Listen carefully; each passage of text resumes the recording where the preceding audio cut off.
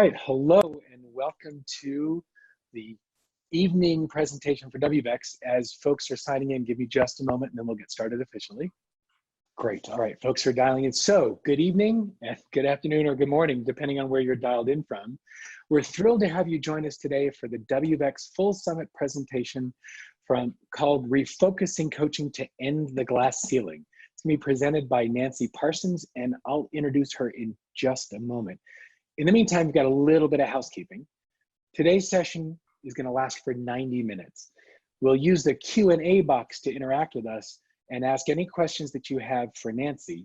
The chat box is only going to be used for us to send information to you. You'll be able to access the links we share by clicking on them or copying them for later use. You will not be able to type into that chat box. So remember, Q&A to send us questions. As everyone logs in and gets situated, just to make sure that you can hear me, please let me know where you're connected in from. Go ahead and type into that Q&A box where you're dialed in from. And let's see where we got folks from. So far from several places across Canada and the US, we've got Uruguay, more from the US, and Milan, Australia. All right, as usual, an incredibly international group dialed in. My name is David Taylor Klaus, and I'm the WBECS coach host for this 2019-2020 Full Summit presentation.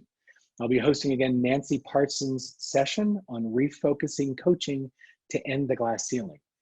For those of you who may be new to WBECS, our mission is to significantly raise the global standard of coaching. We do this by offering content from world-class experts in leadership and coaching in an affordable and accessible way. We encourage you to continue the conversations on what you're learning throughout the summit in our implementation mastery sessions. Those sessions are often referred to as IM sessions. They're small coach-led group sessions where you can discuss with the global coach community what you've learned in today's session and how you can make that learning real and implement it in your practice in your life. The IM sessions related to today's presentation will take place this coming Tuesday. Spaces fill up super fast. So sign up for these by clicking on the link that Elsie is going to put in the chat box in just a moment. All right, back to the session. In order to make the most of this learning experience, recommend that you turn off all distractions, prepare to take notes, and allow yourself to be fully focused and engaged with Nancy. So let's get started and I'll introduce Nancy. Nancy Parsons is a top global expert combining the science of assessments with the art of developing people. As president of CDR Assessment Group, for the last 22 years, since 1998, her team has provided breakthrough assessments for leadership development for global organizations. Nancy sheds new light on personality strengths, inherent risks, and motivation changing performance, careers, and lives. She's coached and trained executive coaches and executive clients around the globe for 2 decades. Last October, she was honored as the 2019 MECO International Thought Leader of Distinction in Executive Coaching. And her second research-based book, Women Are Creating the Glass Ceiling and Have the Power to End It, has hit #1 bestseller on Amazon back in December of 19. Nancy formed CDRU in late 2019. It's a new technology and e-learning company delivering scalable, personalized talent development solutions based on CDR's in-depth assessment results. And Nancy shared a fun fact that back in her 20s, Nancy was a cornerback in a league-winning football team in Philadelphia. I think you're the first coach that we've had that's brought that as a fun fact. Great. All right, and with that intro, Nancy, the floor is yours. Well, thank you so much, David. I'm delighted to be here, and I'm looking forward to discussing with you refocusing coaching to end the glass ceiling. And this is an excerpt from my latest book, from the introductory chapter. And basically what the problem is ramping up existing efforts to advance women in leadership will not end the glass ceiling. So as we know, when a solution does not work, doubling down on it never changes the outcome. So please know, we are out to change the existing efforts, and that means changing how we coach women to get ahead. This presentation is to share our research and a new pathway to end the glass ceiling within a decade, and that all begins with coaching. So just to give you a little overview of this session, I wanted to kind of give you highlights of what I'd be covering. I'm going to go through the history, then we're going to take a quiz to see where everyone's at, if we're on the same page. We'll talk about assumptions involving the glass ceiling and today's trends. And then I'm really excited to share our research and what we found that's quite different, that we think is going to make significant inroads to end the glass ceiling. I'm going to talk about the perceptions out there also, some research that we've looked at in terms of perceptions of women and women leaders. And then we're going to shift and focus on the mindset of executive coaches, some coaching solutions and tactics, actual tactics that you can use with your clients. And we will make a handout available after the session as well. And then we're going to look at a sustainable approach to ending the glass ceiling and how we can influence that. So what I'd like to start with is history, going back in history. Hold on one sec.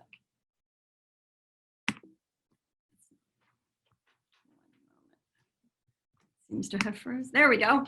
Okay, sorry about that. 1979 was a really good year. Actually, that was the year that Madonna, Prince, Ellen, and yours truly turned 21 years old. Okay, now it actually was a really good year. That for me, that was the year that I entered my HR career, started in HR at a shipyard on the East Coast. So that was all exciting. But actually what was really important about 1979 in the United States was that the Pregnancy Act went into effect. And what this meant was that employers could no longer fire women for getting pregnant. And prior to that, they could. If someone was pregnant, that you would be terminated typically. The other thing that happened is they could no longer deem women or keep them off the succession planning list because they were within their childbearing years. So think about that. So even if you weren't pregnant, you weren't promotable because you might get pregnant. So even though we had the Civil Rights Act of 1964, things really didn't change for women or open the doors until 1979. So we were all obviously back then 21 years old, and I was in my HR career. We were all excited. And just to know that finally for women, that based on your performance, your capabilities and so forth, that your career could go wherever you wanted it to. Little did we know that 4 decades later, 41 years later actually, here we are, and it's unbelievable that only 6.6% of women hold CEO posts at Fortune 500 companies in the United States, or based, in the Fortune 500. And even worse than that, I think, is only 11% of women are top earners in those organizations, which has dropped from 14% in 2017. So this is a real issue when you think about 41 years, and this makes it even worse when you think about this. The math is not adding up. Something's not right about this whole situation, because since 1982, women have earned more bachelor's degrees than men. And since 2005, women have earned more master's and doctorate degrees. So I don't know about you, but from my standpoint, these things just don't seem to make sense, where women are not making it to the very top key positions. And here's the other thing. This is a little scary when you think about it. But if we were to multiply, the current trajectory out, it would take us 400 years just to have women attain 50% of the CEO positions.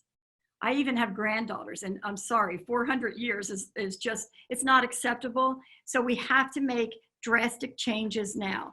And I think today, hopefully we'll be providing you some insights and some data, some research that can help us move the needle quickly.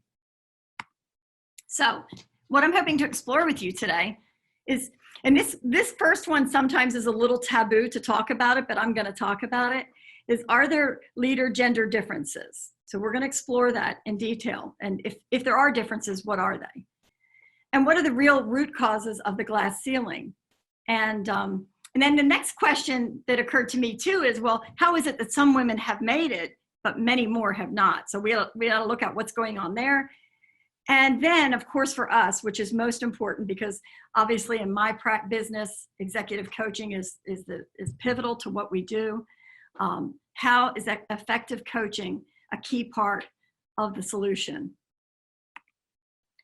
So now I have a little true or false quiz that we're going to go over, and David's going to help me let me know how people whether they say it's true or false. So what I want you to think about is this a key reason why the glass ceiling exists when I give you the item.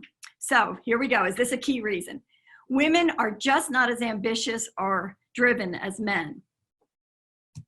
All right, so folks, put a true or false in the Q&A, and Nancy, I'll let you know what's coming up. Okay, great. All right, thankfully, universally, they're saying false.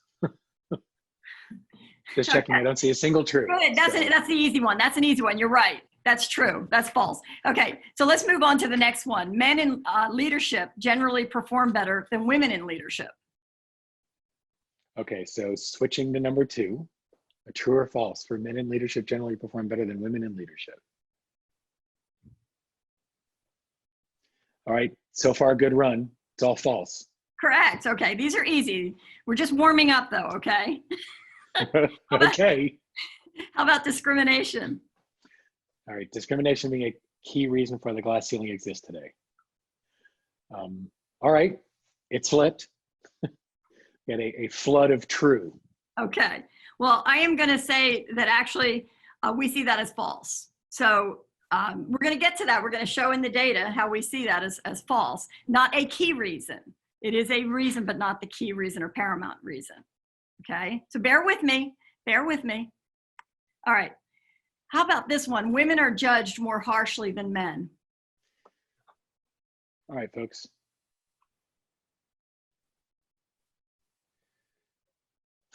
Absolutely true. True, absolutely. I got 1 or 2 false. Not going to tell you whether it was a man or a woman. Yeah, no telling, no telling. I did get some sometimes true. Yeah, okay. But the overwhelming majority have said true. Some flavor of that. Yes, and that's what we find too. That's what the research supports, that that's actually true. How about men are more confident in leader roles when things are tough?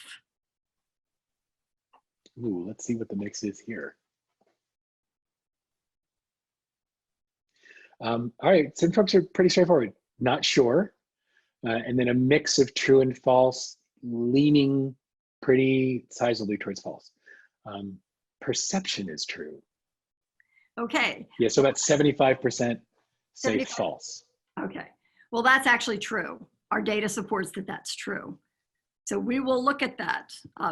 When things are rough, things get tough, men tend to be more confident.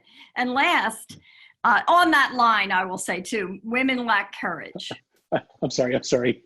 On question 5, we did get men tend to think they're right. well, I'm not talking about who's right or not. I'm saying who's no, about being more confident. Right. Women all right. So in terms of often, but in terms of women lacking courage, in leadership, and we're talking leadership, glass ceiling context. But just like we were talking about in the green room, I did get false, i.e., Elizabeth Warren. But we've got a good mix here. It's skewing a little bit towards false, but it's closer to 50-50 on this one. Yeah, and I'm going to say that's generally true for the most part, that women do lack courage, particularly when there's taller challenges. But I'm going to share all the data on this and what we found, and I think you'll find it quite interesting. I hope you will. So one thing we do know though, in terms of actual leadership and leadership talent, capability, and so forth, studies going back for decades with the APA and so forth, and even our data, of course, supports the fact that women and men are equally well capable to serve by way of personality, cognition, et cetera. So there is no differences, if you will, in our strengths, and looking at strengths of women and men leaders as far as being capable, competent leaders. So again, that just adds to the question, if women are getting all these degrees and they're equally capable by way of their strengths, why are they not climbing up the ladder more quickly in greater numbers? What's happening? So again, if we think about what's holding them back, none of this makes sense. And when we look at it logically, it's just not, we can't really come to grips with why this is happening. So it is easy to rely on certain assumptions. Now, some years back, Jack Welch did a executive women's forum for the Wall Street Journal. And it was all executive women and him. And one of the comments he made that the executive women balked at was, he said, in order for women to rise to the top levels, they just need to over deliver. Performance is it. And of course, like I said, the women pushed back. And as much as I think Jack has good intentions, he's wrong on this point. Because what we know, what we find in our research, women do perform, dig in, and often work harder, but yet they're not rewarded with the key positions or, with succession and so forth. So they are working hard, often carrying their departments and so forth. So again, Jack has good intentions, but I don't think he had the right suggestion on this one.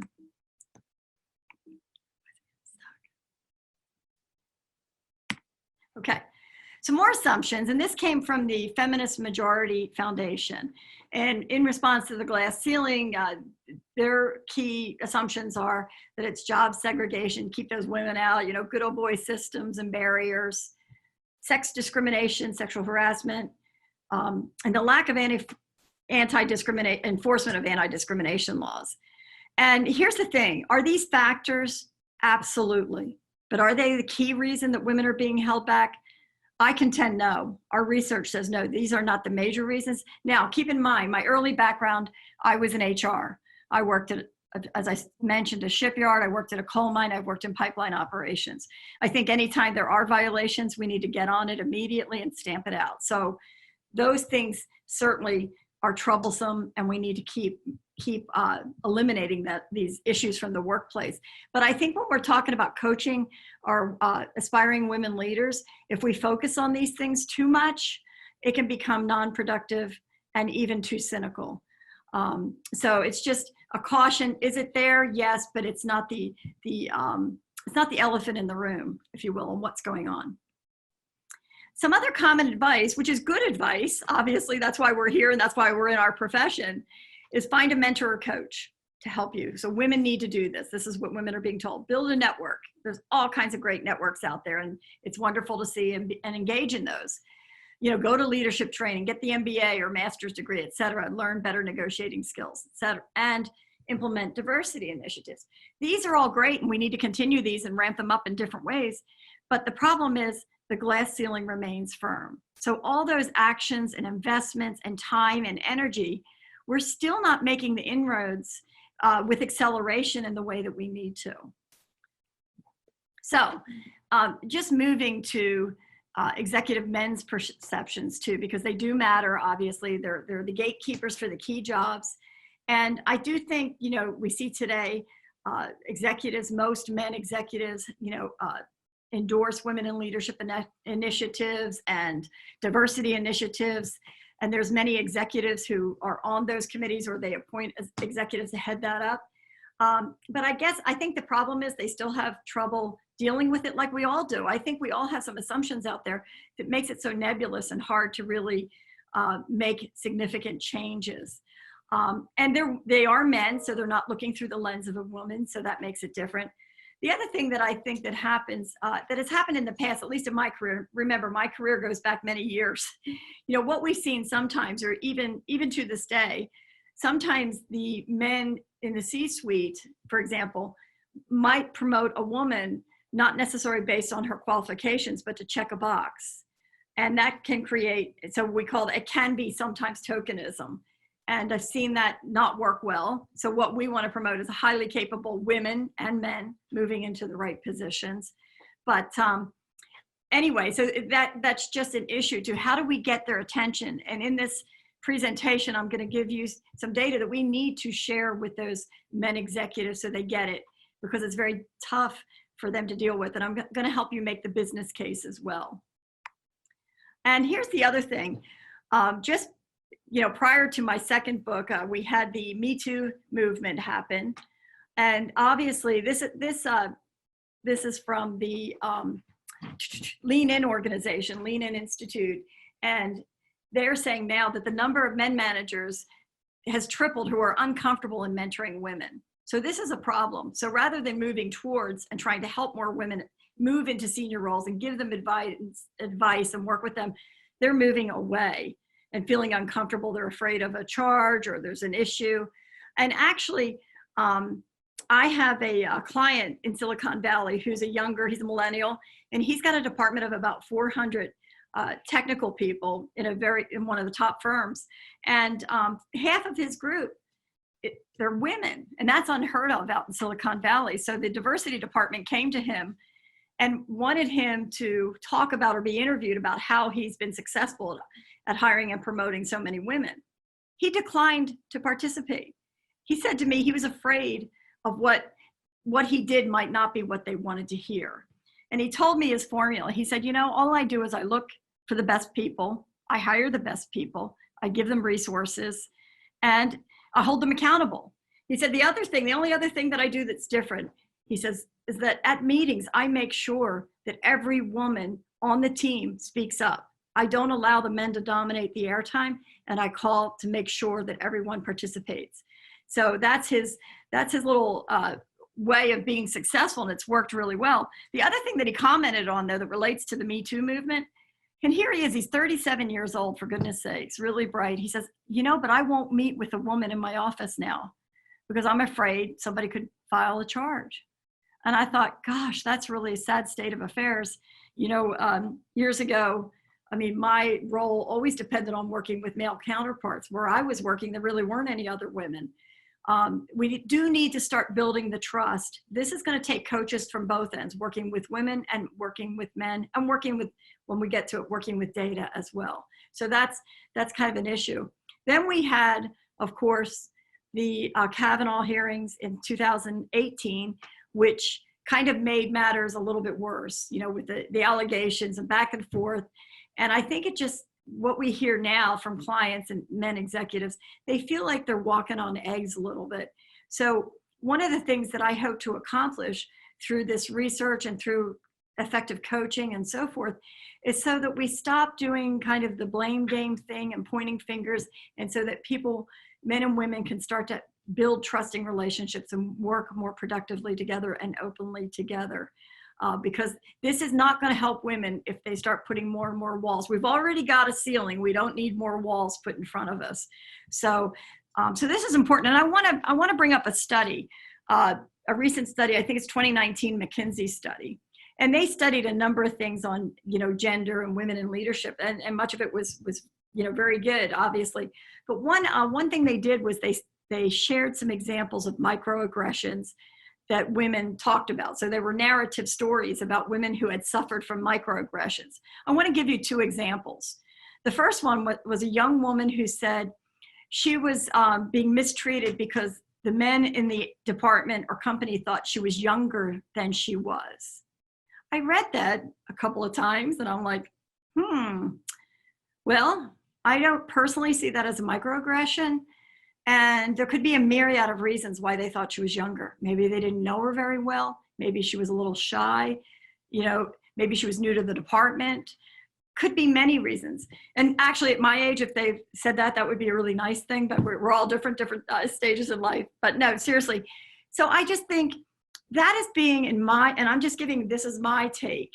If we're wearing our feelings on our sleeves that much, that's a concern. That's kind of a victim mentality for a young lady she doesn't need to have, okay? The second example in that study was an executive Latino lady who said she found herself having to reprove, and prove herself all the time to the executive team. And I just, again, read that and thought, it's just not sounding right, because they promoted her, obviously, and she'd held that role. And I think when we look at the research, we can reflect back on this. I think the thing was she was inside her own head, doubting and feeling like she had to prove herself. And again, I'm not in the company, I'm just speculating. But what I'm thinking is, what I see is that men are becoming defensive and women are becoming, feeling victimized too much. So I think we all need to breathe. We all need to focus on real, true talent and strengths, and start building better trusting relationships and helping really coach and mentor these women that sometimes, sometimes you have to be a little tough. And I mean, I didn't come through a shipyard, a coal mine, and pipeline being, I'm not saying I wasn't offended. I mean, obviously was offended at different times, and I was the HR, director at the last position. But there were times that people wouldn't return my calls, all men, or there were times I was blackballed.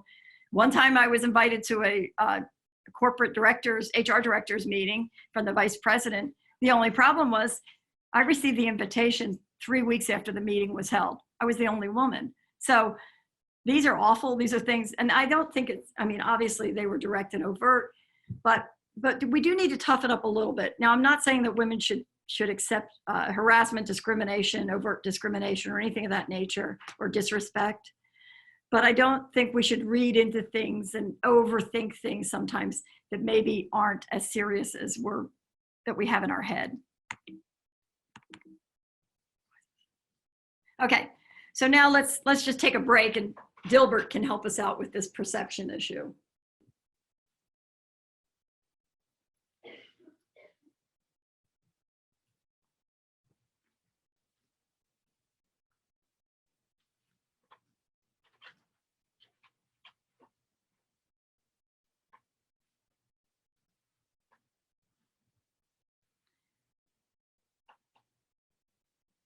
I love this when I saw this. I hope you've had a chance to read it.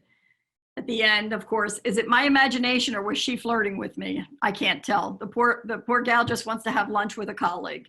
So women go through this, especially if they're the only in the department or there's very few women, such as this case. So I think humor can help us. All right, about diversity and inclusion initiatives, and this is just a short take. Boston Consulting Group conducted a diversity study of over 17,000 employees in 2017, and 91% of the women said they knew that there were gender diversity initiatives, but only 27% said they had benefited from them. So again, while I think the intentions are there, there's a lot of good programs, somehow we're missing the mark. So let's look at how do women actually perform? You know, how do they stack up? Now this is I just have 3 citations, and in my book, obviously I have many, but here's a really large one, a 2016 Peterson Global Institute for International Economics study. They studied 22,000 companies across 91 countries. And what they found was that those companies that had at least 30% women in senior leadership positions, they reported an increase in profitability of 15%. 15%, that's huge. Okay, so, and another study from Zenger and Folkman some years back of 360 data, which is all near and dear to our heart, they found that, oops, excuse me, wrong slide, that in 360 data, that women were rated higher than men in 12 of 16 competencies. So again, in terms of leadership skills, women are rating and doing very well. And then on boards, Grant Thornton conducted a study where they found that when there's more women on boards, they outperform other companies run by all male boards by 655 billion. And that's a couple of years ago. So what we know is the more women you have at higher level positions, the better your company or organization is going to perform. So this is the type of information we need to be taking to those C-suites and board of directors, because it's that important that the more you promote women, and again, not just promote women because they're women, we need to identify top talent, the best talent, so that they are excellent in their roles. We don't want to just promote women because they're women. We really have to find the most capable, and they're out there in droves. We know it from our data. So I'll stop for a moment just to see, David, is there any questions so far? I'm going to move into the research in just a moment, but I thought I'd take a quick. No, there's a good flood of questions. Okay. You've started to hit some of the data, but Marion had asked, do you have data on the percentage of women versus men who are or have been coachees? Not in this, not in this, not that are coached. No, good question. Okay. Christy asked about the differences between the EQ, the emotional intelligence of women versus men. Yeah, we're going to get to parts of that in this. You'll see this. And obviously, we have different terminology, but I'm going to share when we get into the research, we do look at that. Yes. Perfect. No, you already touched on microaggressions and tokenism. You know, what I've noticed is we're just at about 10% male participants in the audience. So I love that Joseph asked this question. What about us men? What should we be doing? What should the men be doing? Yeah. Okay, the men need to understand, as I go through, how we look at leaders and how we need to promote and develop leaders individually and more objectively. We're not doing that today. And we haven't been doing it since the beginning of time. So we need to change the way what looks like promotions and so forth. So we need to, number one, what I'm hoping too is we need to share this type of information with men. And every time I do one of these sessions, I might only have 1 or 2 men at my session, which is, so my goal is to be able to go and do a session with mostly all men. That's my goal, okay? Only because here's the thing, this is not threatening. We all want effective leaders. We want the best leaders. So if we make these changes, that's what's going to happen. And let me digress for 1 second. I didn't put this in there because it makes for a whole nother presentation. And I know that some of your earlier speakers have addressed this in one way or another. But what we know, even when Kim Leverage and I started our business in 1998, at that time, 50 to 75% of leaders were ineffective, according to studies across the board, okay? So here we are, over 20 years later, and the sad news is the needle hasn't moved, okay? And I don't like to, it's not something happy to say, it's not happy information we like to bring to our executive clients, but it is true. Now, there's numerous reasons for that. Part of it is the way we do promotions and succession. The other part is a job fit. Do people really fit their jobs? And then the other thing that we're going to be talking about a lot today is risk behaviors, ineffective and inappropriate behaviors that people naturally have that they're not being held to account. So what's happening is we're promoting some people despite the behaviors that aren't acceptable and that aren't effective, and we're not promoting others who should be promoted, many of whom are women. So that's the data. Because you're speaking to the governance issue as well. And I think what we started to see in some of the comments as well is, Goldman Sachs hit the news again today talking about announcing that they won't take any companies public that don't have at least one diverse member on the board. They stopped short of saying women on the board, but they're at least moving in that direction. So you're seeing governance failures across the board, not just the failure in leadership. Right. But here's the thing, whether it's governance or whether it's just how we naturally select leaders and promote them, we're not getting it right. Forcing numbers doesn't get it right. Okay. We have to get the right people in the right seats. We have to think about Jim Collins. Because I expected Jim Collins good is great. Yeah. And but the other thing is we can't do it the way we've been doing it with subjective processes. We have to add scientific measures to get it done effectively because there's too much information that we don't see through our normal succession and promotional decisions, or even if we mandate, which I'm all for setting goals and I think if we do things in the right way, we won't need to mandate. The numbers are going to come flooding through. There isn't even when you see this data, you're going to say, we can open the floodgates for women to move. Right now, they're being held back because people don't realize this. So, all right. Well, thank you. And we'll, as more questions come in, yes, we'll filter those out for you. And these are great questions. So I'm looking forward to hearing more as we get through the data. Okay.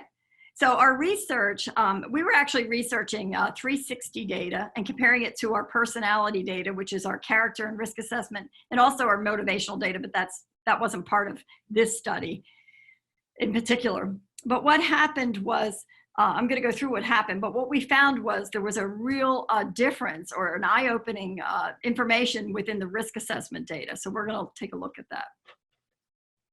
Okay, so as I said earlier, by way of character or personality traits, women and men leaders are equally well qualified to serve.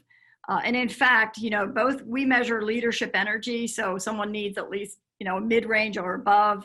Both women and men in our study and other studies, obviously, for many years have borne this out, that women are capable to serve in leadership roles.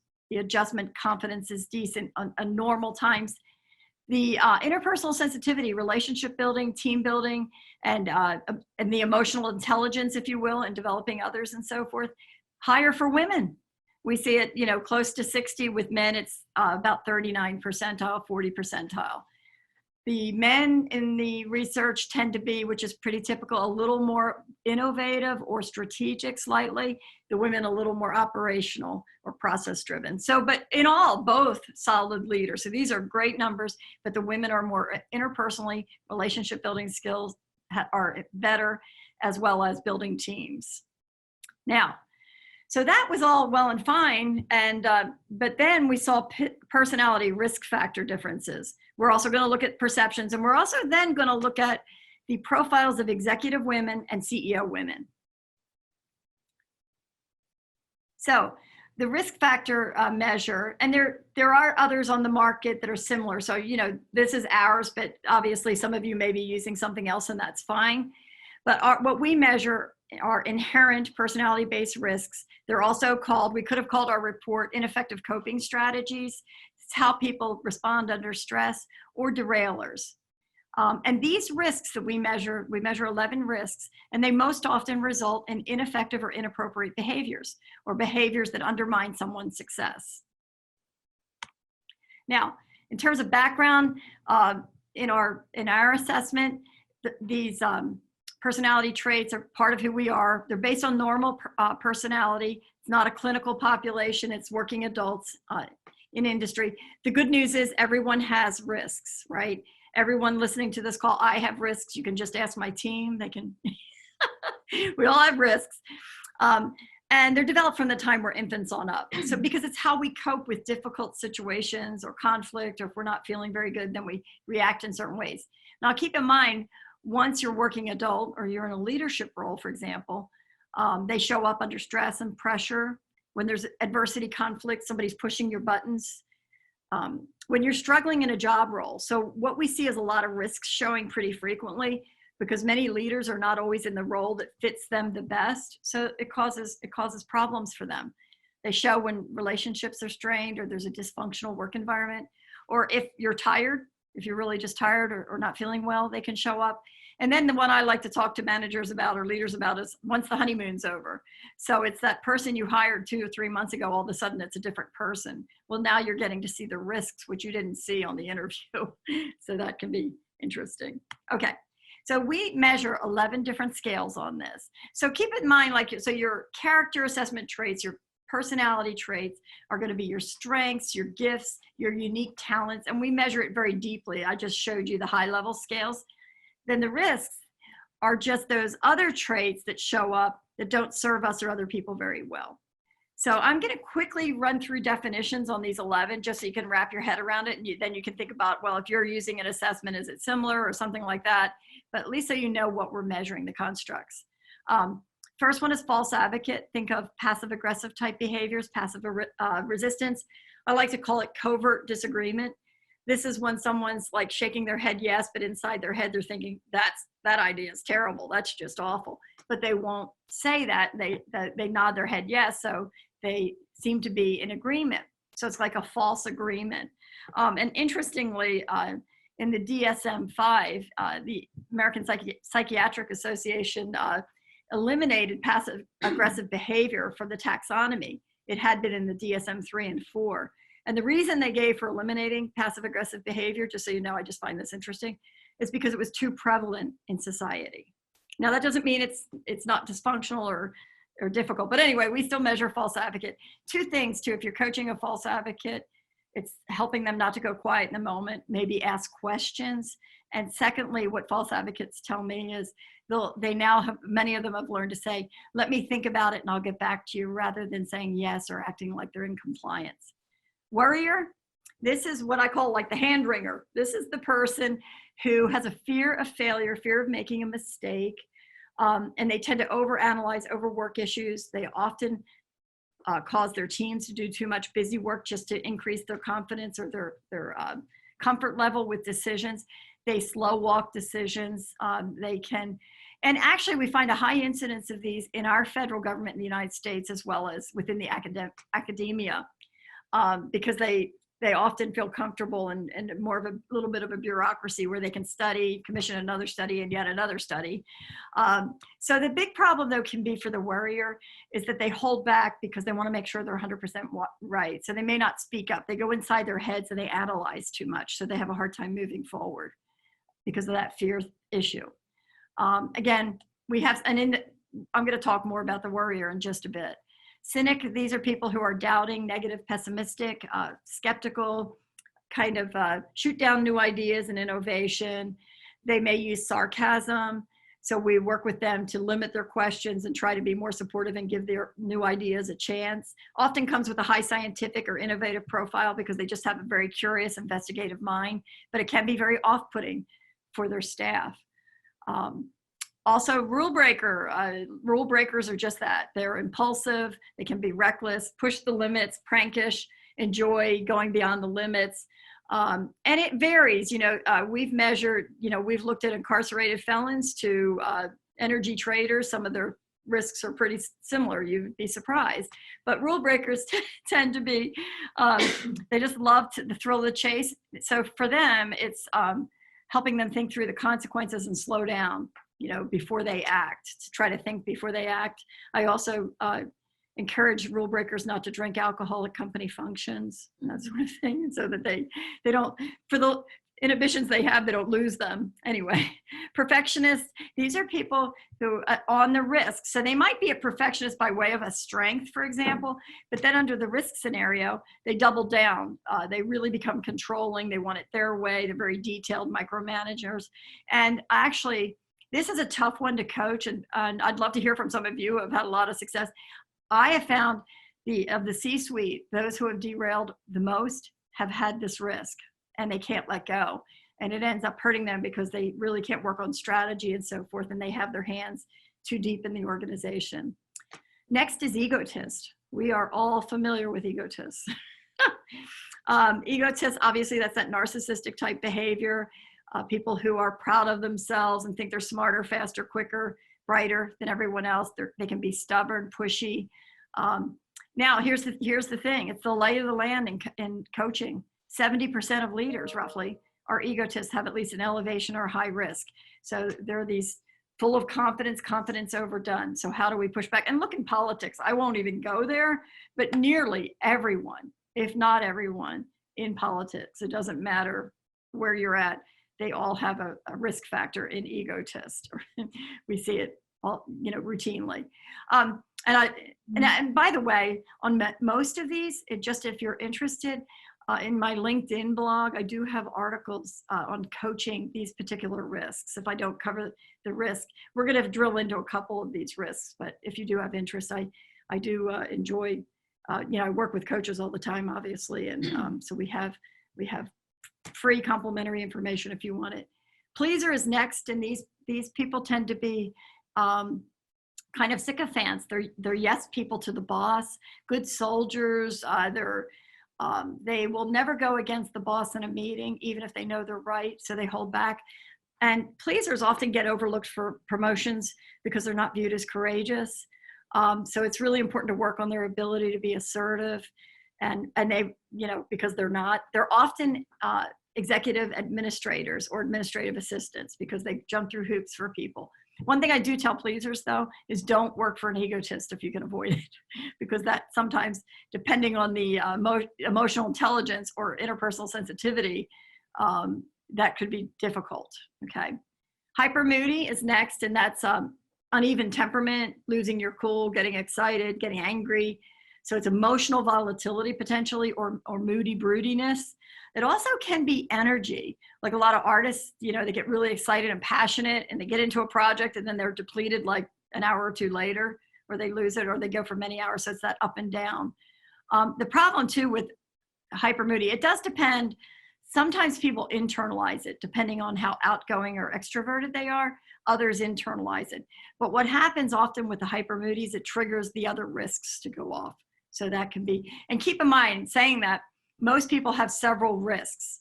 Very few people only have one risk. It does occur, but generally people have 2, 3, 5, and even 6 risks. So at different levels. And when we're coaching, we want to pay attention to the few highest risks because they will impact that person the most. Detached is the leader or the individual who goes quiet. So when the heat is on, they're conflict avoidant, they shut down, they stop talking, and that might be when you need them the most. So it's important that they try to stay engaged, that they don't shut their doors and hide away, because that will be their tendency. And one industry in particular that we see high scores, the highest scores on average for executives and leaders, is in the energy industry. You're dealing with a lot of engineers, and they tend to, under pressure, go quiet rather than speaking up. So I think that's just a tidbit that I find interesting. Upstager. Upstagers are people who love to talk. Think of salespeople. Many coaches and consultants and trainers and professors are upstagers. Leaders, most leaders are upstagers because they love being center stage. But the problem is they're talking too much. They're pushing their point of view too hard at times. People's eyes may be glossing over. I can't see your eyes out there, so I don't know if you're glossing over. But it's the idea that you're pushing, and hogging the airtime. I'll share one personal tidbit with you, coaching insight. My business, I have this as one of my risks, and my business partner used to say to me years ago, easy killer, I got it 5 minutes ago. So anyway, just to give you an example, personal example. And then last is eccentric, and eccentric people tend to be unusual, whimsical, odd in their thinking and in their behaviors. So they are what we call social blunderers. They may tend to say things that are inappropriate or blurt things out, and they may think it's funny or interesting. Other people may be very offended. They may dress in unusual or weird ways. We had a gal in one of our certification workshops, and she was from Alaska, and she said, there is no way I'm eccentric. It's not resonating with me. And so my colleague who was co-teaching with me Ed said, well, Cindy, you're the only one in the class with pink hair today. So it's kind of that, anyway, they march to their own beat. So that's kind of interesting in terms of eccentric. And main thing is with eccentric people, they can hurt themselves more than other people often. But the other concern is if you take them out to a client, you need to be careful what they might say. And they may need, like if they are our clients, they may need some coaching and executive presence and how to show up at work, because it's just not, they're usually very creative, but they can be way out there. So with our research, this is what we found in the differences. And I'm going to show you a better graph on this. So what we found in the differences that were statistically significant between men and women leaders was that women were high worriers. Meanwhile, the men were egotist, upstagers, and rule breakers. That's very significant. And let me explain why. So that's what we found. And so what this means is under pressure, stress, conflict, when the heat is on, when there's adversity, the women go inside their heads. They become worriers. They analyze, overanalyze. They're not speaking up because they're trying to make sure they're absolutely right. And they kind of pull back in fear. So they're avoiding this conflict and controversy. Meanwhile, the men candidates, leaders, are loud, they're being aggressive, they're overstating what they can do, and they're pushing their views, albeit they may be wrong. But what happens is they're viewed as leader-like. The women then are viewed as kind of invisible. So they take themselves out of the running in a way. And this is really profound, because I want you to think about this for a minute. How often is there stress and pressure in organizations today? Like most of the time, all of my clients and anyone that I'm talking with, and my coach and the coaches I work with and their clients, their people are all working too many hours. They're burning it at both ends. So the stress is high. So what we're finding is that women are pulling back, and they're being overshadowed by these risks of men. Okay. Now here's the other interesting thing.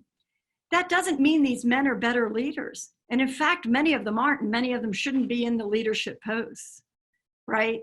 So, but it's because they're louder, they seem leader-like, they're viewed as courageous under the pressure, that they're getting the promotions, and the women are working harder and harder and being overshadowed, okay? So this is really profound. So when you think about it, that doesn't mean every woman is a worrier, but the majority are. And I will show you a little bit more data on this. And the majority of men who are in these leadership, middle, and other leadership roles have these risks that are moving against. Now, I've already talked about the definition. This will be in your slides later. But again, when a woman is a worrier, or anyone's a worrier, they seem to lack courage. They're slow to act. They go inside their heads and they freeze. Freezing is not a good way to be on the succession planning. You kind of get overlooked. And here's the other thing with risks. People don't realize they're doing it. It's such a natural behavior. It's just their natural go-to without thinking that they're doing it. And by the time the meeting's over, they're like, oh my gosh, I didn't speak up. And then of course the rule breakers, they're doing whatever they can to get ahead and move on. And the egotist, we all know the egotist, taking credit, pushing for themselves. That's most important. And last, upstager. And these are the talkers.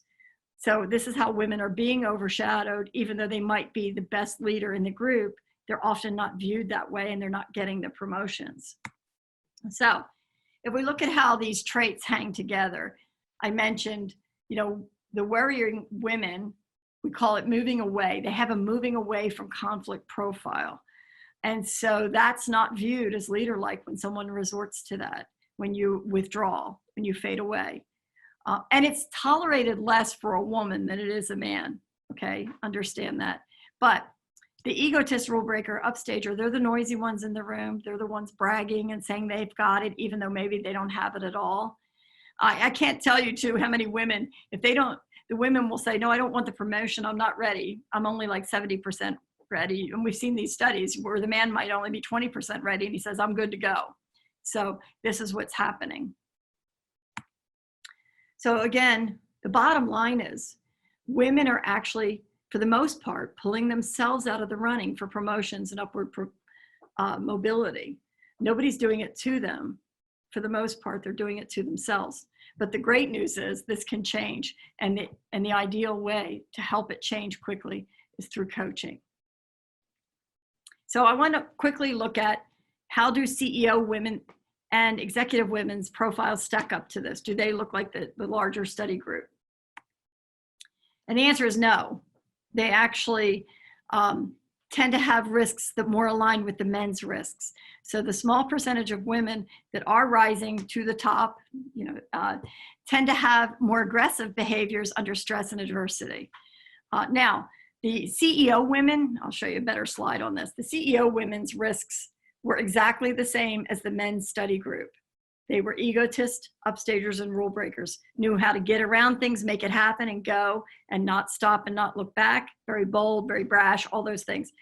Now the corporate executive women had high upstager, meaning they could stay engaged and not fade out under pressure when there's an argument or conflict, but they were worriers too. What we also found though with the corporate executive women is they had really high interpersonal sensitivity and social skills.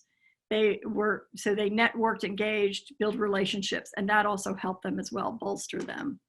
Now, one other piece of data I want to show you. So last year, we also looked at Western Europe, and we were surprised at what we found there. And these were even larger study groups than our original groups. And the dark purple line is the women in the middle. They're not senior, they're not executives, but they're in leadership roles. And we work with Instituto de Empresio in Madrid, Spain, and this is where we obtain the data. We work with them on their executive education programs. And 145 women, their worrier score was more than 10 points above where our women's. They were 75 percentile on worrier. So even more significant, which was just stunning. And then their executive women were similar to the executive women, but that was such a small group, it wasn't statistically significant. It was only 6 people. But so what we're seeing is this worrying trend is not only North America, it's Western Europe as well. Now, I'll stop now to see, since that was the research part, there's probably a question or two I'm thinking. Just a few. I went through it quickly, I know. No, it's okay, it's great. So I'm gonna pepper through some of these. Larry had asked, are women more susceptible to being caught in the Peter principle, rising to the level of their own incompetence? No, well, actually, I'd say men are. That would be my take when we look at the data. I think that women aren't rising to their potential, and men are going beyond their potential. Beyond it. Yeah, men are being promoted where they really ought not be in many cases, not all cases. But when we go back to the ineffective numbers of leaders, and most leaders at the higher levels are men, we're promoting many men who aren't showing the right behaviors. So I think it's kind of the reverse is what we're seeing in the data. Awesome. All right, so Gelly had asked about the UN report and whether you had saw it and how that fits in. See the report today that 90% of women and men hold some bias against women. Yeah, well, that's a great segue into my next the next part of our research. Okay, spoiler alert. Look at the bias and perceptions. That's right. Yeah. Okay, good. So pause on that one and we'll get. Yeah, I'll hit that next. Yeah, we're getting into that with the perceptions versus reality. Christy had asked if it's often bias that is holding promotion or involvement for women back, what can women do differently? I think she's getting into more of that specific and practical. Yeah, so we're going to get into solutions, but what women need to do, number one, and I talk to a lot of women groups, and number one, she needs to be self-aware and work on herself. So first we have to really know, what are my risks? If she can get an assessment, great. If not, there's probably other ways she can start to figure that out. But the key is, really candid self-awareness and building then from there. So if she has that vulnerability of being a worrier, she needs to work through that. And that's going to be the last third of this whole presentation. It's about what do women do and what do coaches do for her to get past. So first they need to do that. And then second, there's organizations need to start using data. They can't just do these subjective processes that they have now. Okay, so until we start using data, we're going to continue on the same course. So as I talked about at the very beginning, the solutions won't work. We can coach and we can train and we can invest in women all we want. But if we keep using these subjective decision pieces and not helping women overcome being worriers, things aren't going to change, or it's going to move too slowly. Yeah, well, slowly we don't need. No, right. Christy asked a really cool question. She said, do you find that the 11 attributes that you listed can be linked to any personality profile? For example, high C are often engineers, so it would natural that high Cs might be more susceptible to being detached. Oh, yeah. So obviously one would take the assessment, but I think she's curious if there are any parallels to any personality styles. Yeah, obviously. So what we see is we'll often see certain clusters or themes of risks. So if you're really creative, for example, we'll see rule breaker, eccentric, so forth. So yeah, good question. There are definitely trends and clusters based on profiles, and these are personality based. So the risks are inherent.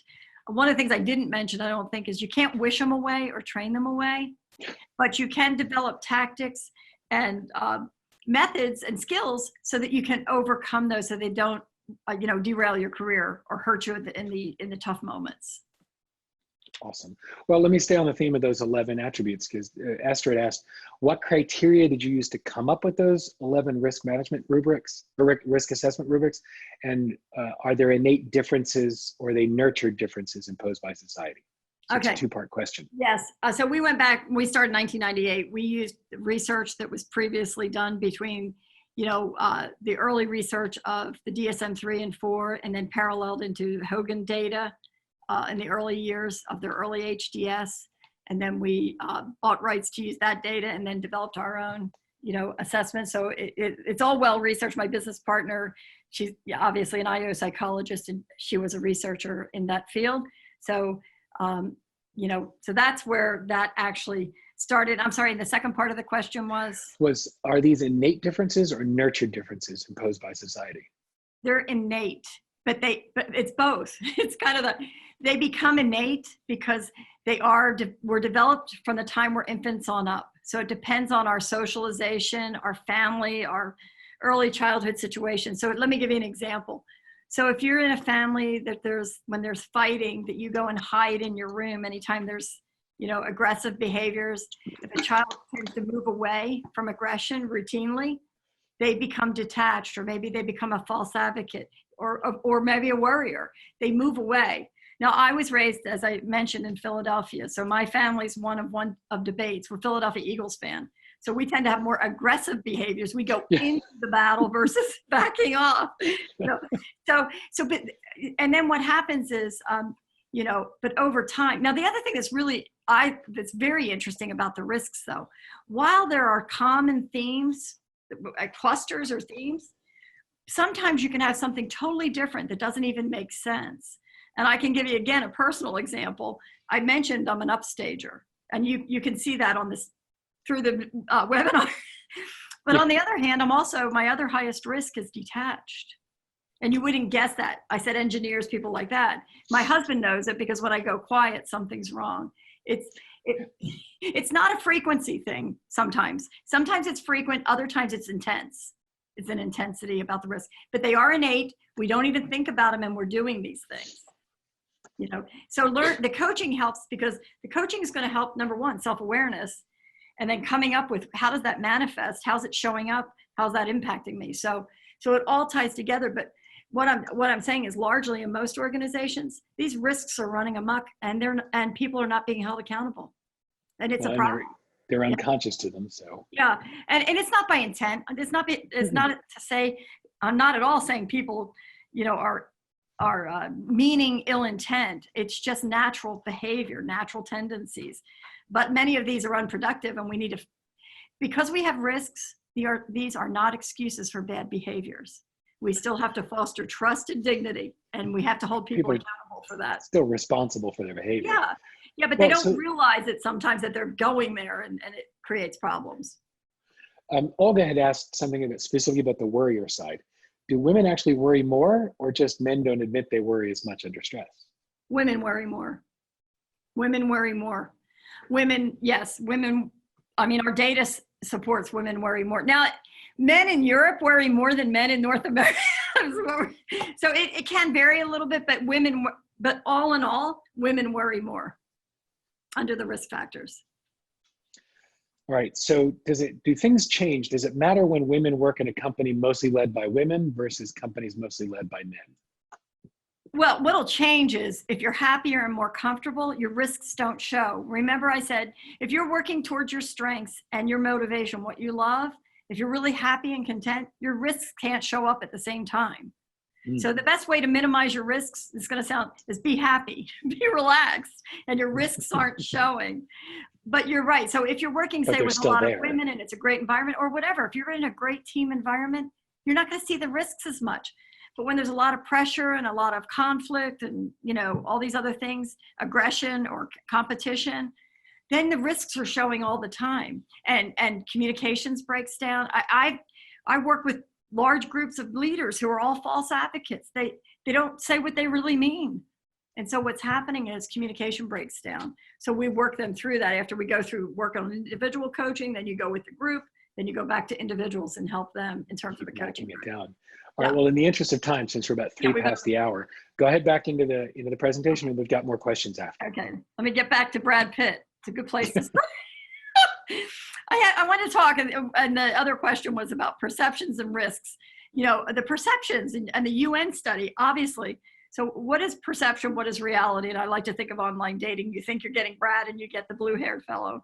So anyway, no. And we have done studies with our 360 data and also lit reviews in this area. And just even on the risks, when a woman has the same risk as a man, the verbiage, the description, and the judgment is different. And I'm also going to share some Pew survey data as well that talks about how women are viewed versus men. And I've just got a quick snippet on that. But I'll just highlight, since in the essence of time, some of these, the false advocate, the woman sneaky, spreads rumors. The man is just showing quiet dissent, is how that might be described. For the woman, the worrier, she's afraid, fearful, indecisive, lacks courage. Meanwhile, we might describe the man as, well, he's more of a thoughtful decision maker. And again, it's that kind of bias, built-in bias that we see in describing these terms. I'll just jump to rule breaker. She's inconsistent. He's a change agent. Notice the positive spin we'll see. Egotist, excuse the language, but she's a self-centered bitch. Or back when I was at the pipeline days, Dragon Lady was one I heard before. and he's overconfident. He's just overconfident. That's expected. And then if we move down this, and again, you'll have access to these slides. An upstager, well, she's too opinionated, but he's selling his view. So we see more positive discussions around, men versus women or phraseology. Now, this is out of the Pew Social Trends Survey. And in my book, we've got a lot of these. I just pulled one to show an example. Respondents say that 85%, that women by 85% are the most emotional sex in the Pew survey. But what the CDR data found in our character assessment and adjustment, which is your temperament, your emotionality, your confidence, women scored overall 50%, men scored 54. Well, that's not that different. And under hyper Moody, which is the one under, pressure, stress, and so forth, women scored 62, men scored 56. But again, it doesn't bear out the 85% difference. Now, so what does this mean? There are no significant differences in emotionality, true emotionality. But emotionality is often confused with interpersonal sensitivity or nurturing and caring relationship building. They're two separate constructs. Emotionality has to do with emotions, crying, angry, happy, angry, sad, those sorts of things, versus whether somebody's helpful, caring, and so forth. So they're different constructs. And also men leaders use anger and impatience more, and that's kind of accepted in the workplace. We're used to seeing that. If a woman uses anger and impatience in the workplace, it's not okay. It's not a pretty sight, right? And most people tend to be more affected or impacted by that because they're not comfortable with that, but they're more comfortable with the man using those behaviors or emotions. And then last, men are more likely to hide their emotionality. They're taught through life too. One of the things they're taught, nature and nurture, is you hide your emotions or your temperament. So they try to keep it in check. So anyway, that just gives you a little bit on perceptions. So here's the thing, and we have a lot more obviously on perceptions, but so what have we learned so far? Women are not viewed as leader-like often because of their worrying risk. Women suffer more from perceptions and stereotypes that are highly exaggerated and often wrong. And that bears out what the UN study said and other studies that we've looked at across the board. Women are just judged more harshly. And some of you mentioned, the election going on in the United States. And, I would not at all dispute that women are looked at through with much tougher scrutiny than many of the men for different, for reasons that are very superficial sometimes. Men are promoted despite their risks. This is the real key one. Men are promoted despite their risks. Women are held back because of their risks. So it's okay for men to go off and be egotists, upstagers, rule breakers. With those inappropriate behaviors, they check the boxes, they're good to go. But women who might be far more capable and have better talent for those roles are held back because of their risks. And then the other thing we learned is when there's more women in senior positions, senior leadership positions, companies perform better. Okay. So the mindset shift for executive coaches and coaches is understanding the primary reason for the glass ceiling. And it really does come down to if she's pulling herself out of the running, and again, she may not be even aware of this. Most women aren't. But when I present this at different groups where they haven't actually taken an assessment, and I have them work in groups, they nail it. They know once you start describing it to them and help them that this is an issue for them. But what's really exciting for me, what I love about this though, is that women have the power to change this. They don't have to just stay in this worrier mode all the time. They can learn new tactics, behaviors, and practice them, and they can pull out of this and not let it hurt them the way it has been in the past. They need support. They need support by executive coaches and mentors, and they're essential to helping women develop skills and tactics to overcome their risk behaviors. So maybe worrier, and maybe they have perfectionists or something too. But they need coaches because these things you can't just read about and say, okay, I'm going to change, and then you change. It doesn't work that way. These are embedded, ingrained behaviors. We need to reset the effective leader profile, okay? And I'll talk a little bit more about that in just a second. But what we're saying is effective and who gets the promotion, the top jobs, the executive roles, it's not pulling in the most effective leaders. And we need to address that. And unless we start using scientific measures, we're not going to change that. So we have to redefine what is really an effective leader. And it shouldn't be by filtering out all the women because they tend to be worriers. And we have to influence systemic changes too. I realize most of us are coaching and some consulting, but with our senior C-suite executives, we need to influence change there as well, because we have to also do organizational change as well as helping the women leaders. So what should coaches do? As I said earlier, help clients gain a deep and clear sense of self-awareness. You know, what are your strengths, but also what are those risks, and what do you really love to do? Be sure to identify personality-based strengths and risks. Help people, now this is, and I have a worksheet that will be available for you later to help your clients analyze how their risks actually manifest. And there's like a little matrix they can use. What are the triggers? What triggers those risks to go off? Well, it's Bob. Every time he comes into a meeting, he's like, he starts griping at me. Or, oh, every time Sandy's over there, she's giving me the glare and it makes me freeze, you know, kind of thing. So you have to help them actually take several cases of what makes them go into their worry or whatever. And then also take apart, okay, so what happened? What was the impact? When I froze, what happened? When I didn't speak up or I held back, what was the consequence? And then last, of course, then you're going to help them, okay, what should I do differently? What do I need to do differently? And so forth.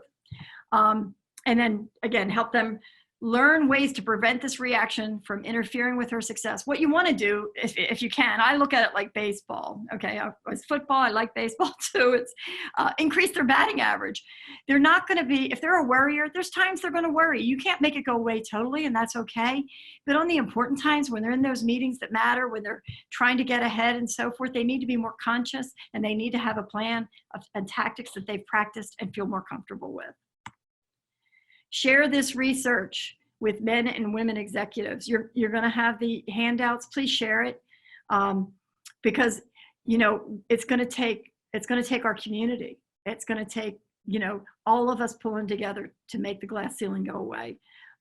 My small firm can't do it alone, obviously, and that's not my intent. But we need to share this and help women and help executives see what's going on. We must influence executives to promote and develop true talent. Enough with just promoting people because they're noisy, loud, and can spin. Okay, hold leaders accountable for risk behaviors, and I guarantee you this is not happening. I could tell you stories. We don't have time today. I know you could tell me stories too about behaviors that are just so over the line, and then some that are subtly not acceptable or that can hurt performance or communications. No more promotions without deeper understanding of talent. And systemic changes need to be made using objective data. Again, use scientifically validated personality and motivational assessments for talent decisions. And there are some out there that are good and that are really thorough and deep, including ours, obviously, but there's others too. So make sure you add that to your portfolio or encourage clients to do that. Okay, we did that one. Okay, so the form, wait a second. The form is going to include this, kind of what are your risk factors? And on the back of the form, it's going to give all the risk factors so you can kind of work through that with your clients, especially if you're not using a tool at this point. What caused it to show, what happened, what was the impact? And most importantly, the big money is what can you do differently, and let's work on that. So here's a little matrix, and we have a blank form, a word form for you to use that you can use with your clients. And normally I have them list out, there's going to be several examples for each key risk, for each of the highest risks that impact them the most. And then you can build your action plans from the last box on the right. What actions can really help this woman or this coachee to improve and to prevent it or to neutralize it or to soften it so it's not going to interfere with success. Let's see. This one is just talking about we need to work with women executives and change the systems. Obviously, I've talked through most of that. Here's some questions too. I provided this for you that you can ask worriers. And even if you're not using that type of assessment tool at this time, these are questions that you can ask of your clients to kind of ascertain whether they're a worrier. Okay. So I would, it's kind of, does your fear of failure or mistake cause you to overanalyze, projects and tasks? Let's see, sometimes mistakes happen. What do you do to prevent and avoid mistakes? I like that, or the one, what do you do if someone tries to pressure you to make a quick decision before you can study all the data? And my favorite on this one is what kind of work-related issues keep you up at night? Most warriors have this. Not all, but most do. Many do. It may not always be work-related issues. It can be also home front things that are always on their mind. So it's hard for them to sleep or, relax at times. So how do you coach? What are some tips? What are some things you can do to help your worrying clients or your worriers? We use that 70% rule. If you think it's 70% or even 60% ready to go, make the decision, move on. So stop because by the time they get to 100% of their satisfaction, they've way overworked it. They put way too much time and energy into it. The next thing is ask a colleague to help you cut to the chase. Pair up with somebody who doesn't have that worrying tendency and check with them. What do you think? What do you think of this? To move on. The worriers that I coach, I have them set a timer. And when you begin mulling things over and something's bothering you and you start really thinking about it, set 10 or 15 minutes. That's it. And then move on. 20 at the most. That's all they're allowed to overanalyze. And then they've got to come back and move on and make a commitment to that. Don't be fearful. Think of the past successes. And I'm sure many of you have your clients work on journals, and these are people that if they maybe record the day, at the end of each day, a couple of things that they did that went well. They look at that in the morning before they start just to kind of reaffirm those positives and that they don't need to be fearful. They've got it. Role play. For me in coaching, this is going to be critical. And in training environments, practice situations, triggers, their actual triggers and people, and play those roles. And this way they can practice in a safe environment, put the stress on them too, pressure them, act like those people who set them off do. And last, this is one that I think is helpful, and you may all be using this too, is help them develop opening statements that bring them into meetings rather than holding back. I say develop 3 or 5 of these, just the opening part of the sentence, something like, well, yeah, I hear what you're saying, and it has great merit. Though I haven't given it as much thought as I'd like to, blip, then you put it out there. So it's a way for them to get in where they can admit that they haven't thought it over 100%, but I'd like to give my insights on this at this point. So it can allow them to feel safe, but that they haven't locked in. So help them come up with those opening statements where they normally freeze, and we don't want them to freeze anymore. We want them to get in there and write them down, practice them. Last, I just put some things in here on executive presence, just a few items that we, in terms of like composure, the worrier, when you go into a worrier mode, obviously you're losing your composure because emotion takes over and it kind of paralyzes your effectiveness. So just thinking about when you're working with executive presence, how does that worrier, what I want you to kind of wrap your brains around is how does the worrier risk impact that? Same with making connections. If I'm freezing and overanalyzing in my head, I'm not engaging properly. And if I'm not feeling comfortable, it's hard to help others feel that comfort and ease. So they need to really focus. The other thing is, obviously, I've been talking about the risks, and they do need to really rely on their strengths, their interpersonal sensitivity, their sociability, help them relax. If you can help them not feel the stress and pressure, if you can help them relax, obviously, then they can flow right into their strengths. So stress management is a big piece of this. There's 2 pieces I think that help this. Obviously, it's stress management and being happy and maybe even laughter. Because if you're feeling that way, it's hard to be stressed at the same time. And then their natural strengths will come to the surface versus freezing in fear. And last, again, charisma. If they're too cautious or holding back, people will pick up on their fear, trepidation. The other thing is, just think about this. If somebody's really aggressive, they pick up very easily on people who tend to be afraid or timid. So the women need to stop showing that face, letting that worrier show to those people who are, overly aggressive, and they need to stand their ground. And that's what we as coaches, I think that's our charge. If we can help women, realize this and learn ways that it doesn't hold them back, they're going to move on. So just this slide is just to let you know, again, there's a myriad of reasons and things we need to do. But if we start with helping, number 1, women conquer their worrier risk in a big way, they will be more promotable. They will rise to the top. And last, I think the key is here is of course, I'm in this business, so I'm not going to deny my influence, my bias on this, but but looking at data, and this is what we do, we're data people, is add science to the people aspects of the business. Objectively identify their true talent with validated assessment tools. We find hidden talent. We find so many people that are overlooked. So this is so important. And just keep in mind, historically, the way we select, develop, promote people hasn't changed in any market way since the beginning of time. We've changed the semantics. We may have changed processes some. We may change reviews, but it's still people look the part, talk the part, go to the right school, check the right boxes. But it's not getting us to where we need to be. And there's so many women who have such great potential that are being underutilized. And again, coach and develop women and men based on their own individual profiles.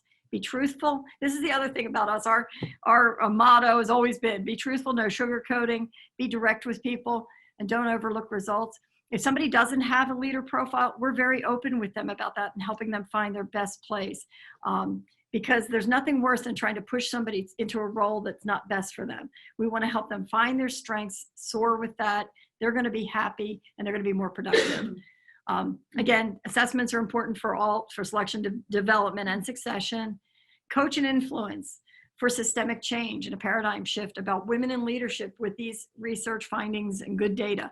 And then last, we all need to foster leadership performance accountability. And I think we as coaches, I've seen all the years that I've been around, we probably don't do as great at that as we could. So we need to push the bar on that. Okay. So what questions? No, first of all, I'm so glad you hit this last slide because Vicki had been asking about, and we're going to come back to the questions in just a moment, but this was one of the questions we had gotten is what can we do? What can be done systemically and structurally instead of it being one-to-one coaching with each woman all the way through. So I'm glad you hit that. And I want to come back to the questions in just a moment. So if you've got something to add to that, don't go anywhere. So no, Nancy, thank you. That was an incredibly powerful session. And I want to quickly run through how the participants can keep this brilliant conversation going. First thing to mention are the IM or the implementation mastery sessions and also the roundtables. The IM sessions are small coach-led group sessions where you get to discuss this content with parts of the global coach community and really take what you've learned from today's session and see how to implement it in your practice in your life. They're a great way for you to connect with coaches globally and really dive deeper into the learning. Now the trick is the link is in the chat chat thread. The spots are going quickly. There are only about 20 spots left in IM sessions. I've already signed up for mine, so click over and sign up for yours. Roundtables are also small coach-led discussion groups. However, they take place on any weekday throughout the full summit and can be on any coaching topic you can think of. The topics have been submitted by WBECS members and the sessions are facilitated by the amazing team of WBECS facilitators. You can sign up for both the IM sessions and discover what roundtables are available by clicking on that link that Elsie has dropped in already. And also, as many of you know, we've got an exclusive members only group on Facebook for you to join the discussion as well as connect with our speakers. We've got a dedicated post in there to discuss Nancy's session, and Elsie's dropping that link in right now as well. All right, again, remember that WBECS is coach created so that we can continue to provide you with the services you love. Take a few moments to share your input on this summit session and what you'd like to see us build into the future of WBECS. And do that on the survey link. Elsie's dropping that in as well. Then knows WBECS reads every survey, so put your information in and it will be taken into consideration. And now with the few moments we have left, and I know that you said you'd stay a little bit longer. We got 6 minutes for questions plus a few if you'll stay. Sure. All right, so again, Vicki had come up with that, what can be done systemically and structurally. So I know you touched on that in that slide. Is there anything else you want to add to that before we speak to the next question? Yeah, I mean, that was, and I know I went quickly. When you think about it, there's a number of things we have to do, but I think we have to rethink, from onboarding and selection to top of the house succession planning. We need to use scientifically validated tools along with good processes. And, and obviously this session was more on the coaching side, but it has to be systemic. So we have to hit it at both ends. We have to hit it with coaching and we have to work with our executive clients and companies top down to make it happen. Beautiful, thank you. Larry asked a number of questions. I'm going to try to pull two of them together here. One, he had asked, do religious beliefs factor into the perception of promotability? And a little follow to go with that when you're done with that one. It can, yes, obviously. Now, in our drivers, we measure what's called moral platform, and that tells us, that gives us a reading on how devout they are in whatever faith they have. So that also tells us, along with there's other measures in our character assessment and so forth that we can get at that, yes. And we can see, so for example, we had a client organization it was clear they all had shared. The problem, here's the thing, high moral platform in and of itself is fine. But when it's all the same belief, that can be problematic. Or for the individual leader, it can be so strong that yes, they have issues working with women and other minorities and so forth. So it's a thing that we can identify. Now, obviously through coaching, we can get more of that out. But yeah, you can see let's say you can see some potential flags there with Great. with the data, definitely. All right, well, so playing with that, does introvert versus extrovert play into the perception of leadership ability? Yes. So we measure leadership energy and what we call sociability.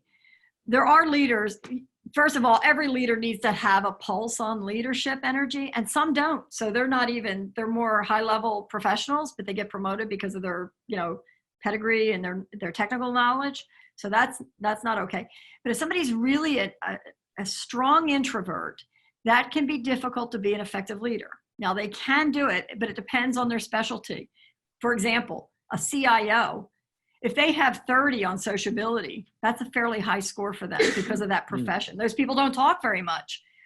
The people he's leading or she's leading may only have a 5 on average. But so you can be an introvert to some degree, but you're going to need to learn how to communicate effectively still. You can't stay back in your office and hide away. So if you tend to be introverted, it's something as a coach, we have to help our clients with to get out and about and talk with people. But it can be how to play ambivert. To be Yeah. I mean, to be in that extroverted mode, even if you recharge alone, it's how do you play ambivert in that situation? Right. So, but you still need to be out some. You don't have to be out all the time, obviously. All right, Esther has an interesting point. You'd made a comment about, do women do it to themselves? And Esther said, I respectfully disagree. I think society, culture, and history push them into that role. Well, I would say our data disagrees with her. Now, I will agree that culturally and from a society and the way that we're raised as little girls, yes, that all plays. That plays. So, obviously when I was a little girl, it's a lot different than little girls today. I'm going back with, we saw. So yes, there's obviously cultural and social effects on how we develop. Let me give you the perfect example. Just think about it. Even today, many people who have little girls and little boys, they play with them differently, the parents, if they're 3 or 4 years old. We teach our children, we teach our girls to be more cautious, to not get hurt. We're throwing the boys nearly to the ceiling. So a lot of it is naturally occurring social norms, cultural norms. So when we say they're doing it to themselves, I didn't mean to imply that they're intentionally doing it to themselves. Much of it, they don't even realize they're doing it. Okay, because if you're a worrier and it's part of who you are, you don't necessarily realize the damage and the toll it's taking on your career. But what's exciting for me though is they can change that. They can change and develop behaviors to overcome that. So I think they do have the power. Yeah. So let's play with the different side of this. If risk factors are debilitating an executive, Christina asked, should they even get coaching or just move on to a new work environment where they're happier or can be happier? Well, a little bit of both right now. Obviously, I think coaching is going to help all your leaders. Number one, I think the people on this call would probably agree with you. Yeah, no, coaching helps. Absolutely. Right? People need a sounding board. They need introspection. They need somebody to run ideas with. So it's so important. But if somebody's largely not a good fit in if they're not happy where they're at. I had an executive who was in banking. He was miserable. Well, he had high, what we call amusement and hedonism needs in his drivers, right? Well, banking on average or financial is under 5 percentile, and he was like 100%. So I said, you need to get into a different industry. You're never going to be happy. These people don't have a sense of humor. That's a little different culture. But like, for example, I just worked with a group in DC, and they're all high false advocates, right?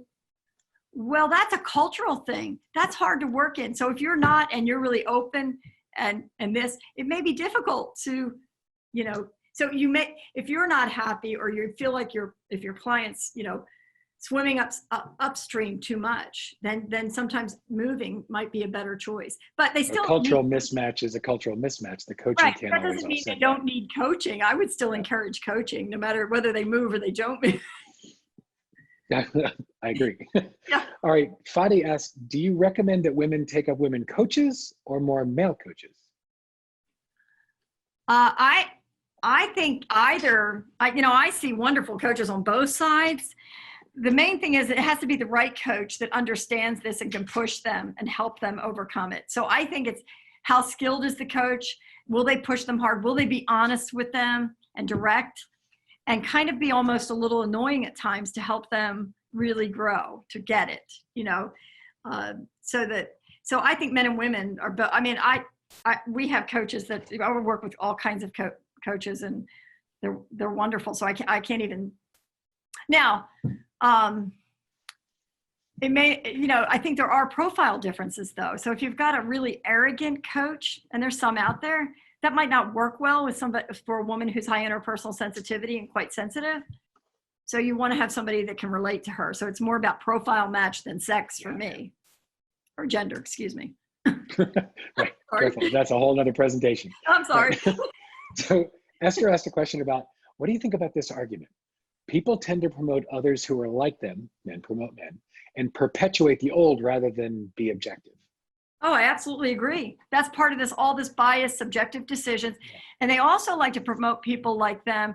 We do team development, obviously. And the other thing we look at is homogeneous teams. People that clone themselves don't perform as well as diverse teams. We see that at C-suite level across the board, and we can show you the financial data. So no, that's a big issue. The last thing you want to do is clone yourself, but a lot of leaders do it because it makes them feel comfortable. Then they don't have to stretch. They don't have to talk to somebody that's a little bit different thinking.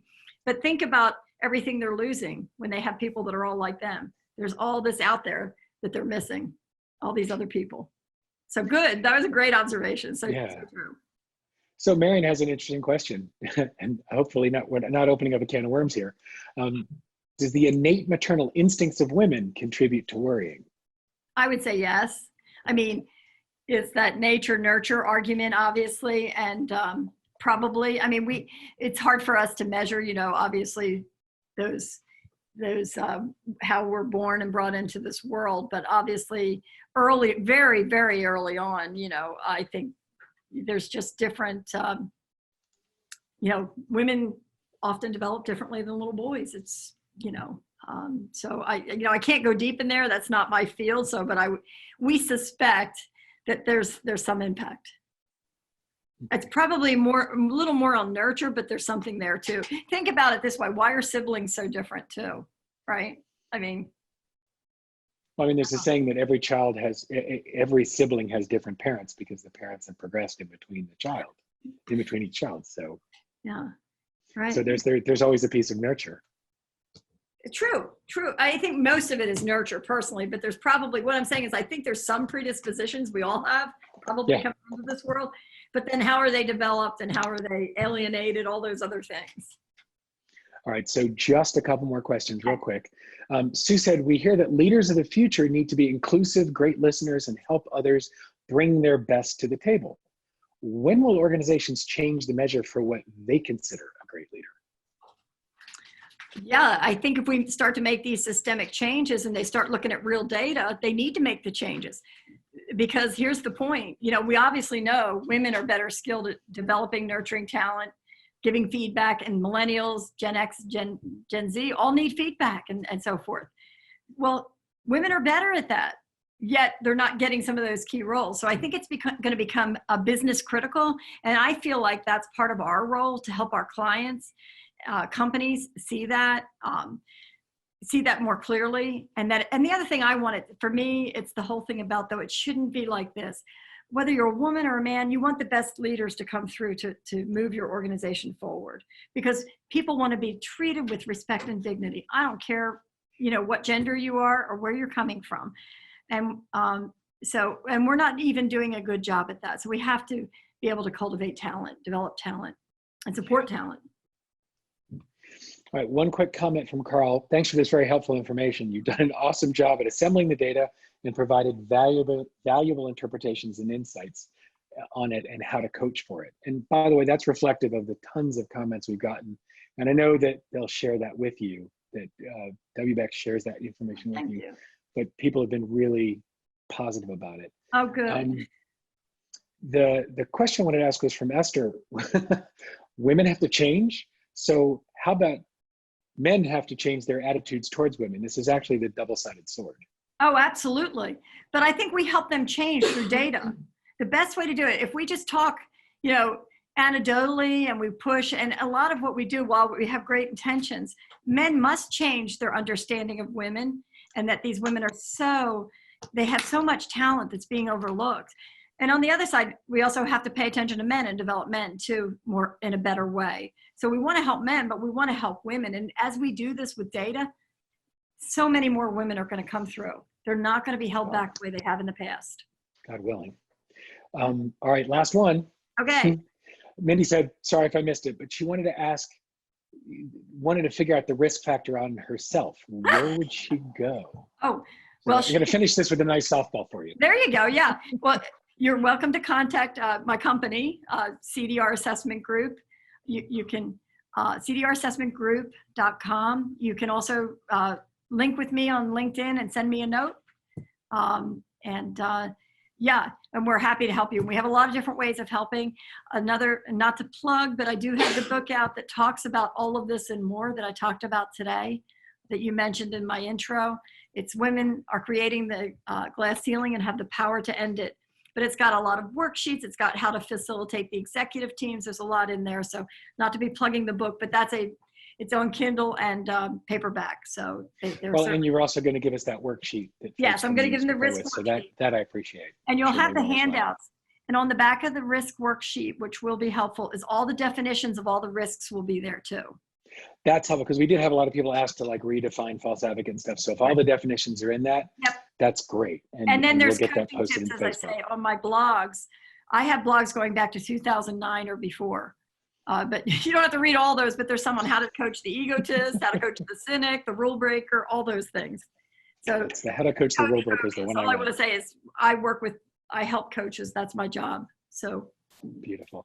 Nancy, thank you. And I appreciate you staying those few extra minutes. It's been a great presentation, and I look forward to seeing what else comes up on our Facebook thread talking about it. Okay. Thanks, David. Thank you so much. I appreciate it. Thanks all. Thanks for attending, folks. Thank you. Bye-bye. Bye-bye.